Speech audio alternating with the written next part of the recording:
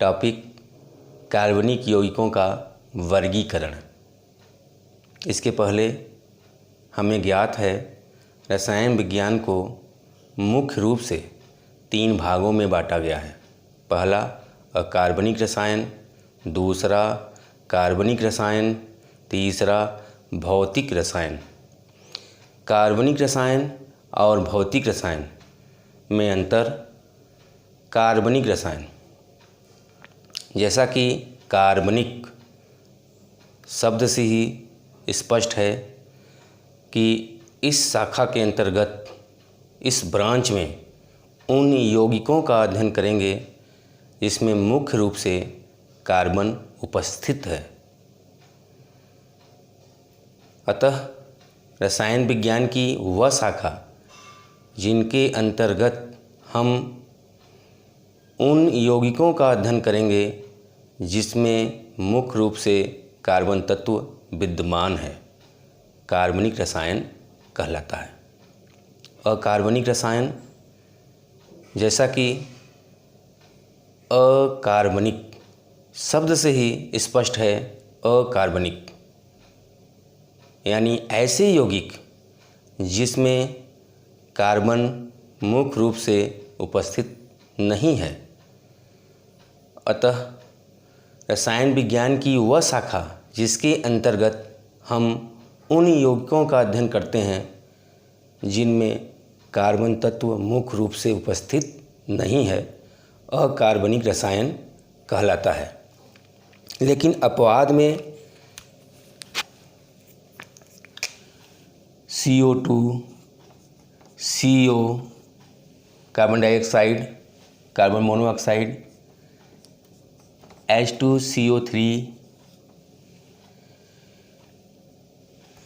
जितने कार्बोनेट यौगिक होते हैं, Na2CO3, CaCO3,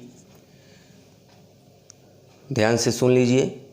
अपवाद में carbon dioxide, carbon monoxide, carbonic अम्ल H2CO3 और जितने कार्बोनेट और बाइकार्बोनेट के यौगिक होते हैं जिसमें कार्बन तत्व उपस्थित है,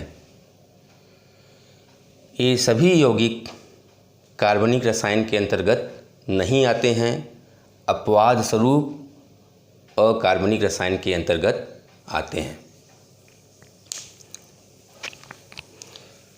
कार्बनिक यौगिक और अकार्बनिक यौगिक में अंतर। वैसे तो किताबों में बहुत अंतर दिए हुए हैं पॉइंट्स के रूप में, लेकिन मुख्य रूप से 3 पॉइंट्स हमें पढ़ने हैं। फर्स्ट,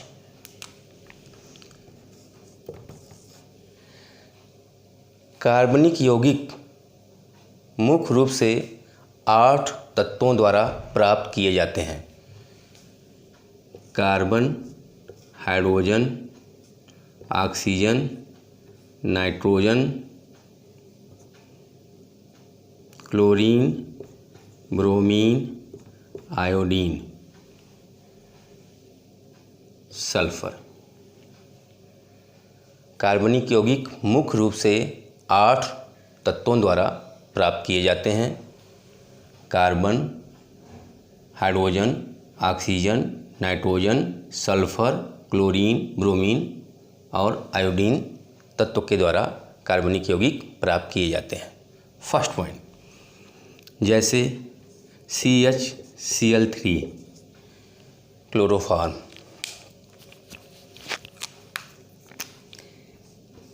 NH2CO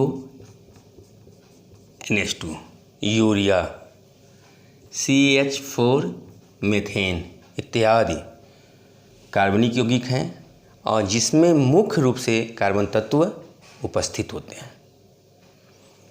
लेकिन अकार्बनिक यौगिक जिसमें मुख्य रूप से कार्बन तत्व उपस्थित नहीं होते हैं, अन्य तत्वों के द्वारा यौगिक प्राप्त होते हैं, उन्हें अकार्बनिक यौगिक कहते हैं। जैसे H2SO4 सल्फ्यूरिक अम्ल, इसमें मुख्य रूप से कार्बन तत्व उपस्थित नहीं है, इसलिए यह यौगिक अकार्बनिक यौगिक कहलाता है। HNO3 नाइट्रिक अम्ल, इसमें मुख्य रूप से कार्बन तत्व उपस्थित नहीं है। यह यौगिक अकार्बनिक यौगिक कहलाता है। N2O5 डाइनाइट्रोजन पेंटाऑक्साइड इत्यादि यौगिक जिसमें मुख्य रूप से कार्बन तत्व उपस्थित नहीं है अकार्बनिक यौगिक कहलाते हैं। तो पहला पॉइंट, फर्स्ट पॉइंट, कार्बनिक यौगिक और अकार्बनिक यौगिक में अंतर। कार्बनिक यौगिक मुख्यतया 8 तत्वों द्वारा प्राप्त किए जाते हैं, जिसमें carbon, hydrogen, oxygen, sulphur, nitrogen, chlorine, bromine और आयोडीन तत्व आते हैं। इनके द्वारा प्राप्त किए जाते हैं और इनमें मुख्य रूप से कार्बन तत्व उपस्थित होता है। जबकि कार्बन तत्व को छोड़कर अन्य तत्वों से बने हुए यौगिक को अकार्बनिक यौगिक कहते हैं, जैसे डाइनाइट्रोजन पेंटाऑक्साइड, H2SO4 सल्फ्यूरिक अम्ल, HNO3 नाइट्रिक अम्ल। इन यौगिकों में कार्बन तत्व उपस्थित नहीं है। ये सभी यौगिक अकार्बनिक यौगिक कहलाते हैं। सेकेंड पॉइंट, स्रोत, प्राप्ति स्थान या कहाँ से प्राप्त होते हैं। सेकेंड पॉइंट, कार्बनिक यौगिक मुख्य रूप से 2 रूपों में पाए जाते हैं। प्राकृतिक रूप से कार्बनिक यौगिकों को जीव जंतुओं और वनस्पतियों से प्राप्त किया जाता है, जैसे लैक्टिक अम्ल कार्बनिक यौगिक है, दूध से प्राप्त होता है। फार्मिक अम्ल बहुत पहले इसको शोध किया गया था, लाल चींटियों से प्राप्त होता है। इस प्रकार गन्ने के रस से एस्टिक अम्ल प्राप्त किया जाता है। मैलिक अम्ल सेब के फल में पाया जाता है। सिट्रिक अम्ल खट्टे फलों में पाया जाता है। इत्यादि वनस्पतियों और जंतुओं से प्राप्त होते हैं कार्बनिक यौगिक।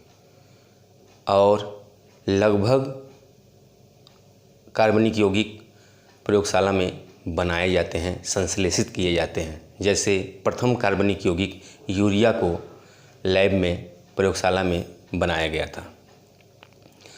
तो कार्बनिक यौगिक, सेकेंड पॉइंट, कार्बनिक यौगिक को 2 रूपों से प्राप्त किया जाता है। प्राकृतिक रूप से जंतुओं और वनस्पतियों से प्राप्त किए जाते हैं। दूसरा रूप प्रयोगशाला में संश्लेषित किया जाता है। जबकि अकार्बनिक यौगिकों को केवल प्रयोगशाला में ही बनाया जाता है। थर्ड पॉइंट इम्पॉर्टेंट है, आबंध। हमें ज्ञात है कि आबंध 3 प्रकार के होते हैं: आयनिक आबंध, सहसंयोजक आबंध, उपसहसंयोजक आबंध। कार्बनिक यौगिकों में मुख्य रूप से उनके परमाणुओं में 2 प्रकार के आबंध उपस्थित होते हैं। सहसंयोजक आबंध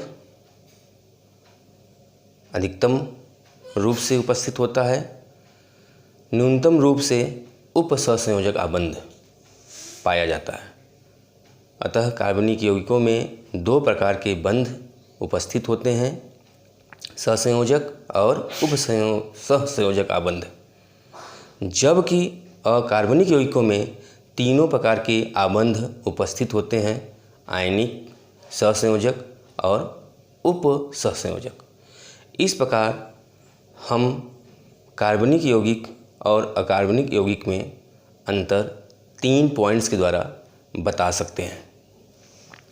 अपवाद स्वरूप carbon dioxide, carbon monoxide, carbonic अम्ल, कार्बोनेट के लवण, बाइकार्बोनेट के लवण, जितने भी हैं जिसमें कार्बन उपस्थित है, एक कार्बनिक रसायन के अंतर्गत नहीं आते। अपवाद स्वरूप ये अकार्बनिक रसायन के अंतर्गत आते हैं। देख लीजिए ध्यान से।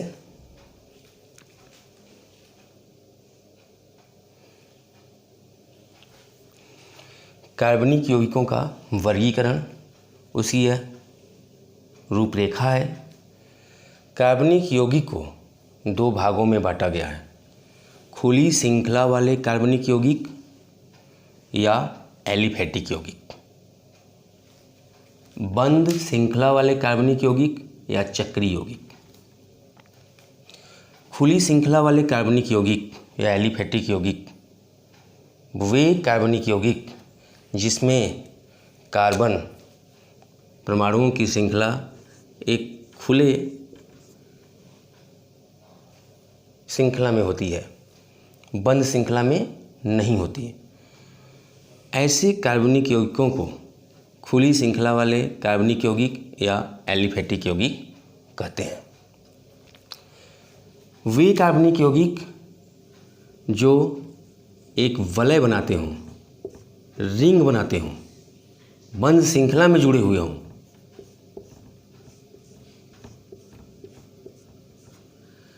ऐसे कार्बनिक यौगिकों को जो रिंग बना रहे हैं, वलय बना रहे हैं, उन्हें बंद श्रृंखला वाले कार्बनिक यौगिक कहते हैं।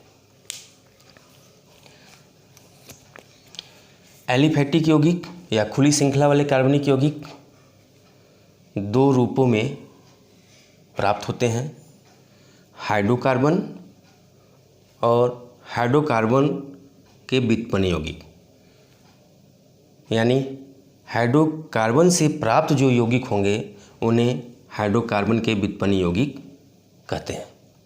हाइड्रोकार्बन वे कार्बनिक यौगिक, जैसा कि नाम से स्पष्ट है, hydro means hydrogen, carbon means carbon, वे कार्बनिक यौगिक जिनमें केवल कार्बन और हाइड्रोजन तत्व उपस्थित होते हैं, ऐसे कार्बनिक यौगिकों को हाइड्रोकार्बन कहते हैं।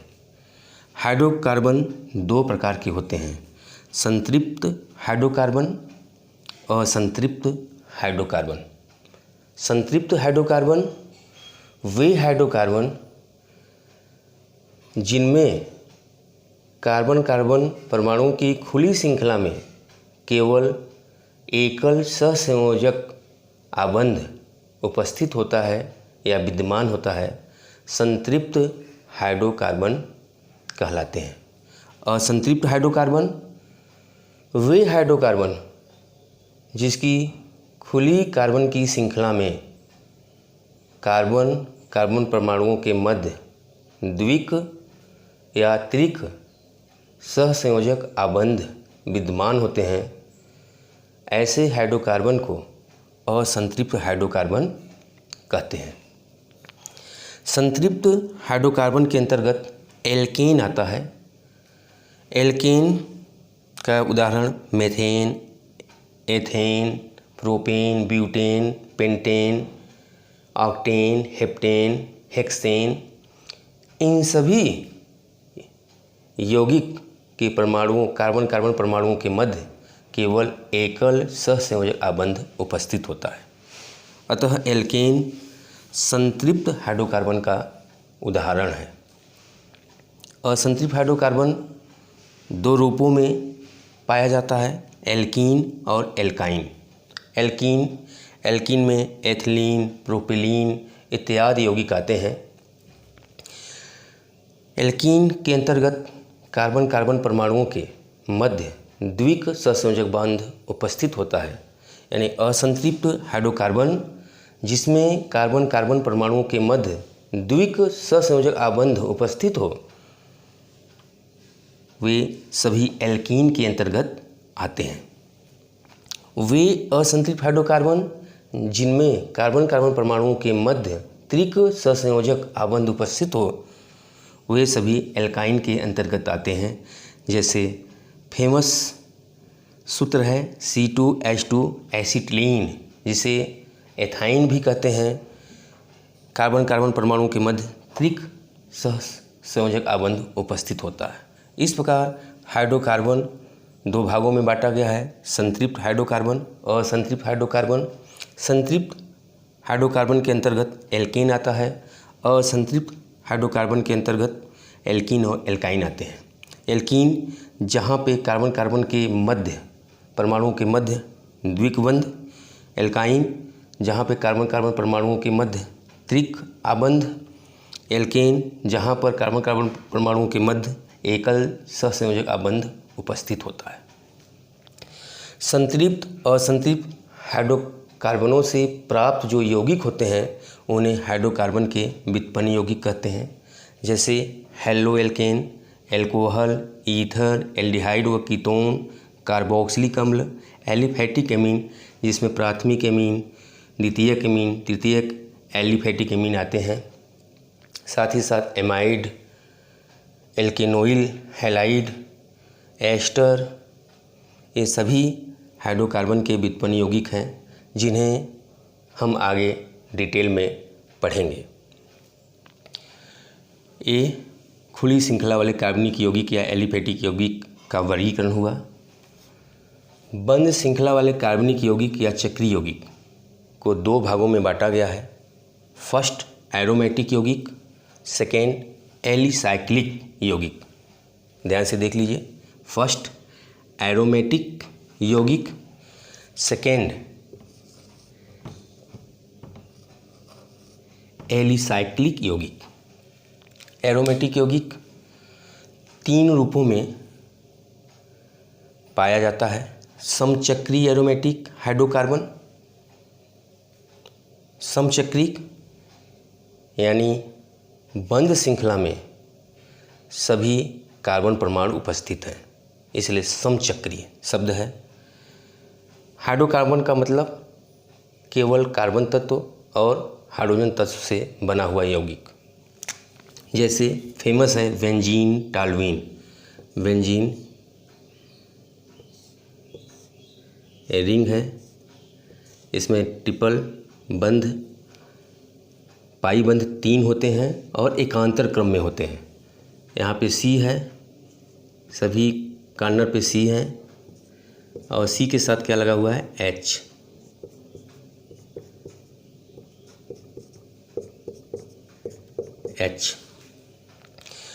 तो ये रिंग बना रहा है और रिंग के सभी समान परमाणु कार्बन उपस्थित हैं, इसलिए क्या बोलते हैं इसे, समचक्रीय। रिंग में carbon carbon carbon carbon carbon carbon 6 carbon उपस्थित है और समान है, इसलिए समचक्रीय। कार्बन और हाइड्रोजन से मिलकर बने हैं, इसलिए हाइड्रोकार्बन। इनमें एरोमेटिक गुण पाया जाता है, इसलिए समचक्रीय हाइड्रोकार्बन कहते हैं। इसमें बेंजीन, टॉल्यूइन, नेपथलीन बहुत सारे आते हैं। बेंजीन का फॉर्मूला है, समचक्रीय एरोमेटिक हाइड्रोकार्बन से जो यौगिक प्राप्त होते हैं उन्हें एरोमेटिक हाइड्रोकार्बन के व्युत्पन्न यौगिक कहते हैं। जैसे फिनाल हो गया, एनिलीन हो गया, बेंजोइक अम्ल हो गया और अनेकों एरोमेटिक हाइड्रोकार्बन के व्युत्पन्न यौगिक होते हैं। जैसे इस H को हटा के OH समूह जोड़ दिया जाए तो ये फिनाल बन गया। अब ये हाइड्रोकार्बन नहीं है क्योंकि कार्बन, हाइड्रोजन और ऑक्सीजन से मिलकर बना हुआ है, इसलिए एरोमेटिक हाइड्रोकार्बन के व्युत्पन्न यौगिक कहलाते हैं। ये फिनाल का फार्मूला है, सूत्र जो है C6H5OH होता है। अब OH समूह हटा के यहाँ पे NH2 समूह जोड़ देते हैं, जिसे एनिलीन कहते हैं। अब ये एरोमेटिक हाइड्रोकार्बन नहीं है क्योंकि कार्बन, हाइड्रोजन और नाइट्रोजन से मिलकर बना हुआ है। इसका फार्मूला C6H5NH2 एनिलीन हुआ। इस समूह को हटा के COOH समूह जोड़ देते हैं तो इसे बेंजोइक अम्ल कहते हैं, C6H5COOH। ये हाइड्रोकार्बन नहीं है क्योंकि ऑक्सीजन तत्व आ गया। इसी प्रकार इस समूह को हटा के क्लोरीन जोड़ देते हैं, जिसे क्लोरोबेंजीन कहते हैं, C6H5Cl। इस प्रकार हाइड्रोकार्बन, एरोमेटिक हाइड्रोकार्बन से जितने भी यौगिक प्राप्त होते हैं उन्हें एरोमेटिक हाइड्रोकार्बन के व्युत्पन्न यौगिक कहते हैं। ध्यान से सुन लीजिएगा, एरोमेटिक यौगिक 3 भागों में बांटा गया है। समचक्रीय एरोमेटिक यौगिक या समचक्रीय एरोमेटिक हाइड्रोकार्बन केवल एक कार्बन और हाइड्रोजन तत्वों से मिलकर बने होते हैं, जिसमें बेंजीन, टॉल्यूइन, नेपथलीन इत्यादि आते हैं। समचक्रीय एरोमेटिक हाइड्रोकार्बन से प्राप्त यौगिकों को एरोमेटिक हाइड्रोकार्बन के व्युत्पन्न यौगिक कहते हैं, जिसमें फिनॉल, एनिलीन, बेंजोइक अम्ल इत्यादि देखे गए। थर्ड, विषम चक्रीय एरोमेटिक यौगिक,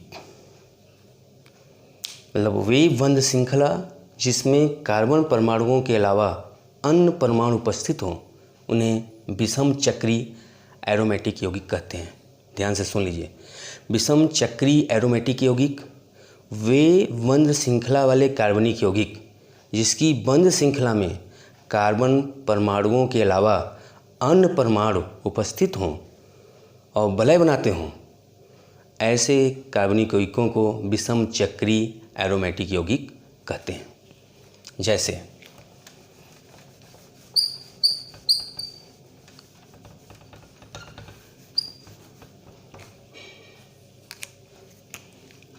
C6H5N, इसका नाम है प्रीडीन।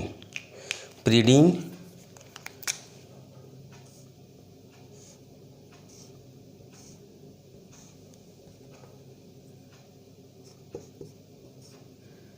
तीन पाई बंध एकांतर क्रम में जुड़े होते हैं। C है C और साथ में जो है यहाँ H है, यहाँ H है, H। Hydrogen 1 2 3 4 5, carbon 1 2 3 4 5, nitrogen C5H5N, इसे प्रीडीन बोलते हैं। तो इसकी बंध श्रृंखला में कार्बन परमाणुओं के अलावा क्या उपस्थित है? नाइट्रोजन परमाणु। यानी जो बंध श्रृंखला बन रही है वो कार्बन परमाणु, 5 कार्बन परमाणु और 1 नाइट्रोजन परमाणु द्वारा पूर्ण हो रही है।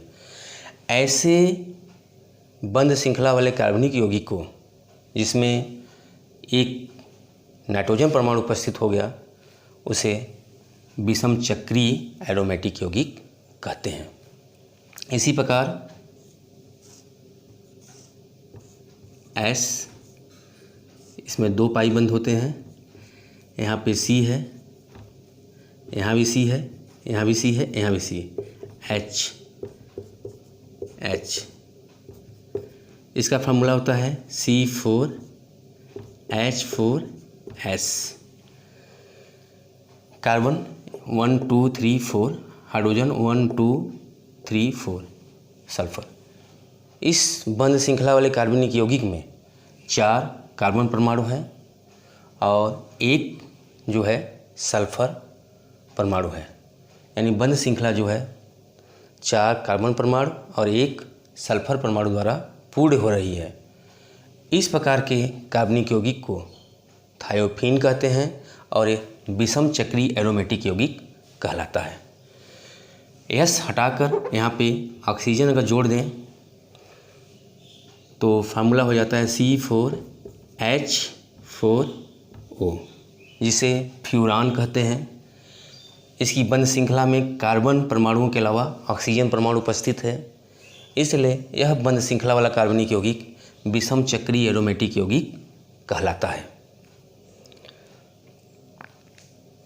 विषम चक्रीय यौगिक, उम्मीद करता हूँ कि आपको स्पष्ट हो गया होगा। इसके बाद एरोमेटिक यौगिक फर्स्ट, जिसमें 3 पार्ट हैं। समचक्रीय एरोमेटिक हाइड्रोकार्बन, एरोमेटिक हाइड्रोकार्बन के व्युत्पन्न यौगिक, विषम चक्रीय एरोमेटिक यौगिक। बंध श्रृंखला वाले कार्बनिक यौगिक में फर्स्ट एरोमेटिक यौगिक, सेकंड जो है एलिसाइक्लिक यौगिक। एलिसाइक्लिक यौगिक वे बंध श्रृंखला वाले कार्बनिक यौगिक जिसमें केवल एकल सहसंयोजक आबंध उपस्थित होता है, द्विक सहसंयोजक आबंध उपस्थित नहीं होता। जैसे AC है, AC है, AC है, AC है। यहाँ पे H2, यहाँ पे H2, यहाँ पे H2, यहाँ पे H2। Formula C4H8। बंध श्रृंखला में कार्बन कार्बन के मध्य एकल सहसंयोजक आबंध उपस्थित है। इस प्रकार के बंध श्रृंखला वाले यौगिक जिसमें द्विक आबंध उपस्थित नहीं है, केवल एकल सहसंयोजक आबंध उपस्थित है, ऐसे बंध श्रृंखला वाले कार्बनिक यौगिक को एलिसाइक्लिक यौगिक कहते हैं। एलिसाइक्लिक यौगिक कहते हैं। इसका नाम है, 4 कार्बन से बना हुआ है, वलय बना रहा है। इसका नाम है साइक्लोब्यूटेन। इसी प्रकार यहाँ C है, यहाँ C है, यहाँ C है, H2 H2 H2। बंध श्रृंखला बन रहा है। बंध श्रृंखला 3 कार्बन परमाणुओं द्वारा बन रहा है, लेकिन कार्बन कार्बन परमाणु के मध्य केवल एकल सहसंयोजक आबंध उपस्थित है, द्विक आबंध उपस्थित नहीं है। ऐसे बंध श्रृंखला वाले कार्बनिक यौगिकों को एलिसाइक्लिक कार्बनिक यौगिक कहते हैं। इसका फार्मूला C3H6। इसका नाम है साइक्लोप्रोपेन। 3 कार्बन से बना है साइक्लोप्रोपेन। एलिसाइक्लिक कार्बनिक यौगिक के 2 भाग हैं, समचक्री यौगिक, विषम चक्री यौगिक। तो साइक्लोब्यूटेन, साइक्लोप्रोपेन, ये सभी बंध श्रृंखला में कार्बन परमाणु से ही बने हुए हैं, समान कार्बन परमाणु हैं। इसलिए साइक्लोब्यूटेन, साइक्लोप्रोपेन समचक्री एलिसाइक्लिक यौगिक कहलाते हैं। विषम चक्री, जिसमें केवल एकल बंध होता है बंध श्रृंखला में, लेकिन बंध श्रृंखला में कार्बन परमाणु के अलावा कोई अन्य परमाणु उपस्थित होता है, जैसे THF। बहुत सारे हैं, एक उदाहरण बता रहा हूँ। T for tetra, H for hydro, F for furan, tetra hydrofuran. Furan का अभी संरचना बनी हुई थी, ये है, O रहेगा यहाँ पे, और यहाँ पे डबल बंध, यहाँ C, यहाँ C, यहाँ C, यहाँ C, ये H H H H। ये फ्यूरान विषम चक्रीय एरोमेटिक यौगिक है। यहाँ से डबल बंध हटा देते हैं और 2 कार्बन जोड़ देते हैं।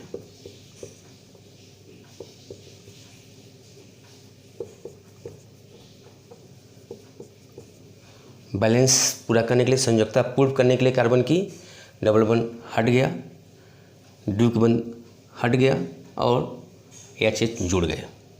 अब बंध श्रृंखला में कार्बन परमाणुओं के अलावा ऑक्सीजन परमाणु है, तो ये विषम हो गया और सभी एकल आबंध बना रहे हैं, इसलिए एलिसाइक्लिक हो गया।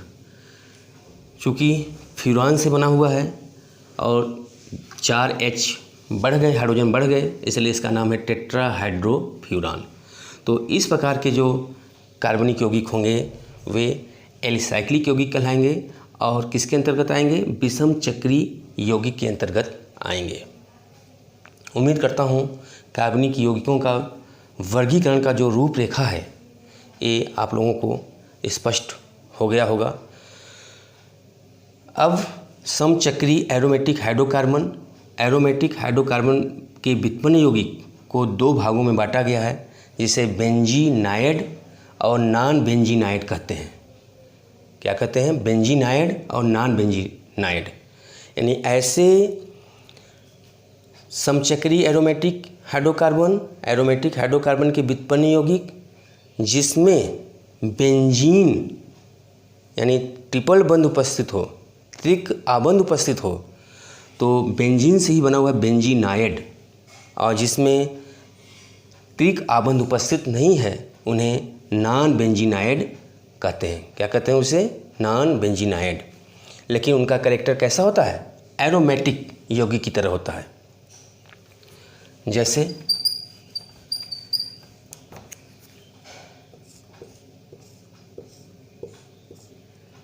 त्रिक आबंध बेंजीन हो गया, त्रिक आबंध OH हो गया, फिनाल हो गया, बेंजीन रिंग है। त्रिक आबंध NH2 हो गया, एनिलीन हो गया। ये सभी जो है एरोमेटिक यौगिक हैं। सभी में बेंजीन रिंग उपस्थित है, बेंजीन वलय उपस्थित है 3